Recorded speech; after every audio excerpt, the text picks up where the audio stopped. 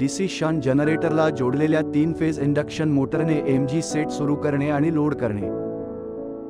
सर्वांना नमस्कार।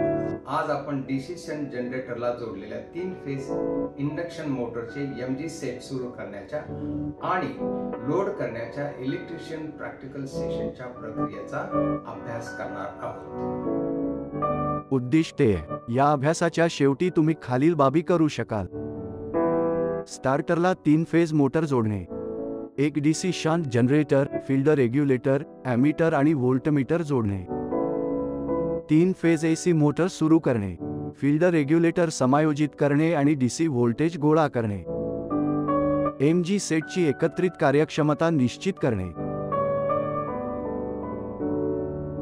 साधने उपकरणे: इलेक्ट्रिशियन टूल किट 1 सेट, मी व्होल्टमीटर 0 ते 500 व्होल्ट 1 संख्या, एमआय ॲमीटर 0 ते 15 अँपिअर 1 संख्या, एमसी ॲमीटर 0 ते 2.5 अँपिअर 1 संख्या, एमसी ॲमीटर 0 ते 15 अँपिअर 1 संख्या, एमसी व्होल्टमीटर 0 ते 250 व्होल्ट 1 संख्या, power factor meter 500 volt 15 ampere 0.5 lag ते 0.5 लीड 1 संख्या,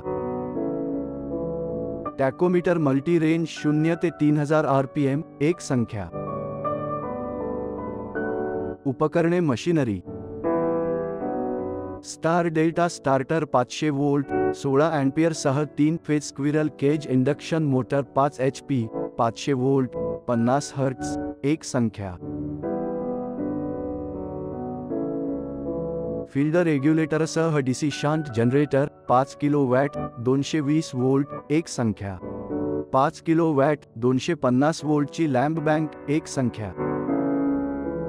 साहित्य: ICTP स्विच 16 अँपिअर 500 व्होल्ट 1 संख्या, पेंडंट लॅम्प होल्डर 2 संख्या, लॅम्प 250 व्होल्ट 60 किंवा 100 वॅट बल्ब 2 संख्या,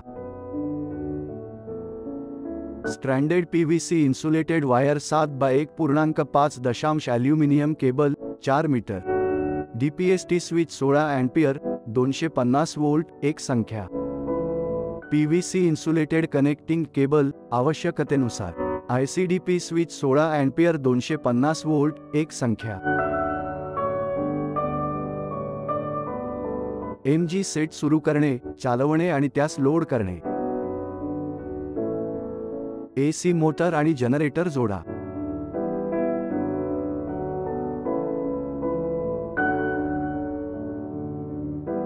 एसी मोटर सुरू करा।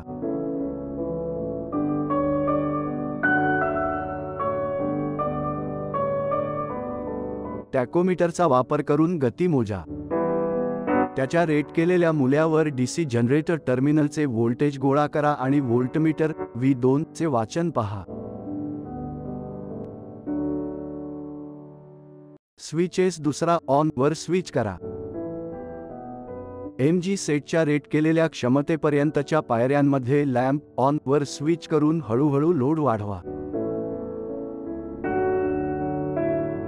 प्रत्येक लोड स्थितीसाठी जनरेटरच्या गतीचे मोजमाप करा आणि टेबल 1 मध्ये त्याची नोंद करा।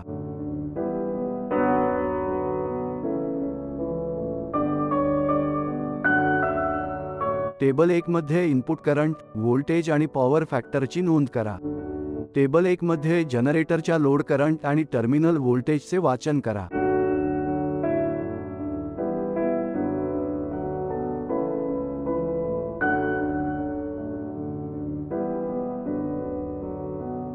पायरी दर पायरीने लोड ऑफ वर स्विच करा आणि लोड स्विचेस 2 उघडा।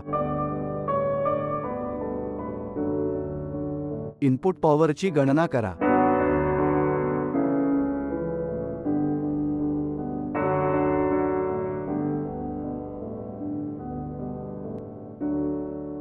आउटपुट पॉवरची गणना करा।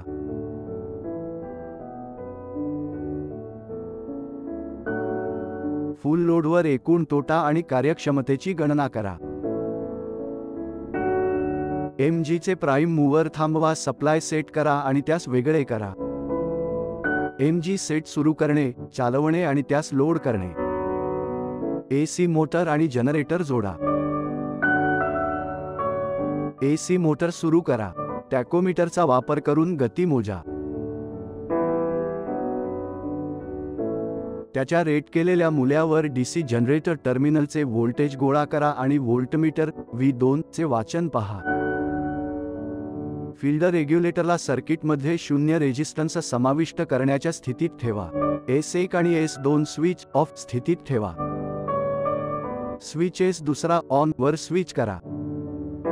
MG सेटच्या रेट केलेल्या क्षमतेपर्यंतच्या पायऱ्यांमध्ये लॅम्प ऑन वर स्विच करून हळूहळू लोड वाढवा. प्रत्येक लोड स्थितीसाठी जनरेटरच्या गतीचे मोजमाप करा आणि टेबल 1 मध्ये त्याची नोंद करा. टेबल 1 मध्ये इनपुट करंट, व्होल्टेज आणि पॉवर फॅक्टरची नोंद करा. टेबल 1 मध्ये जनरेटरच्या लोड करंट आणि टर्मिनल व्होल्टेजचे वाचन करा.